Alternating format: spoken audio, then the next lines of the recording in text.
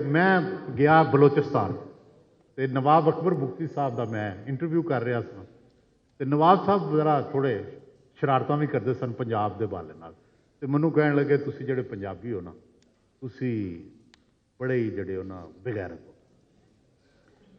मैं कहा जी ये जिहड़ी गैरत नामी चीज़ है ना ये ट्राइबल इलाकों च होंदी है, असी बड़े मॉडर्न और बड़े एनलाइटन लोग हाँ, ये साडा मसला है।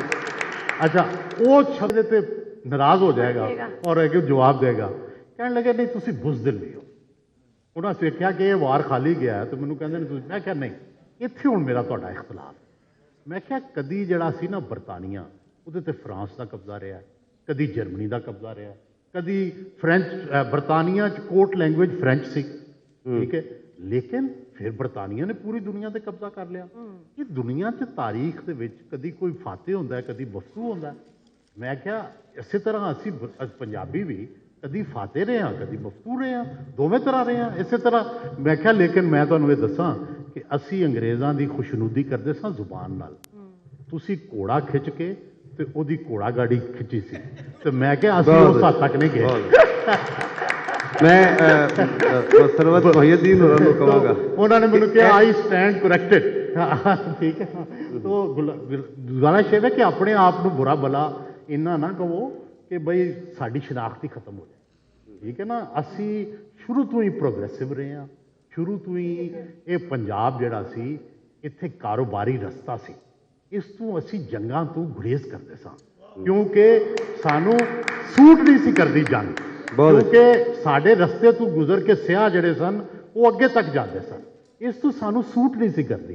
इसका यह मतलब नहीं कि क्या सुल्तान महमूद गजनवी नाल जिस वक्त इत्थे दे अजयपाल नूं शिकस्त हुई तो उन्हें किहड़ा जिवें शिकस्त तो बाद खुदकुशी की होवे, उन्हें इत्थे लाहौर च खुदकुशी की सी, ठीक है, अपनी अपनी। तो इस तरह दियां साड़ियां भी बड़ियां अच्छियां रवायतां मौजूद ने, बुरियां भी होणगियां।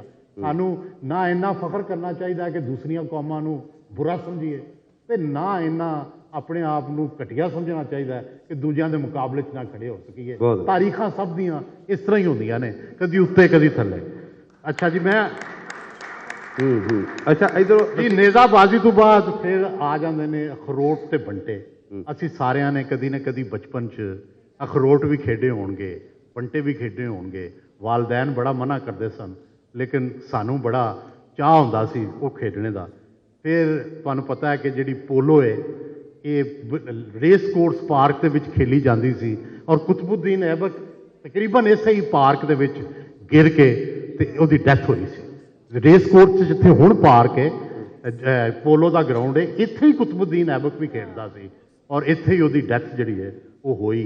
तो तारीखी तौर पर शायद इस खेल का जिहड़ा बहुत वड्डा मरकज़ सी वो पंजाब रहा। फिर इस तरह छिपू गरम एक साडी गेम होंदी सी पंजाब दी, पिट्ठू गरम भी ठिपू गरम भी जी। तो उहदे च हुंदा सी कि असीं वो ठीकरियां इकट्ठियां करके ते उहदे दरम्यान दायरा बना के ते जिहड़ा गेंद होंदा सी उहनूं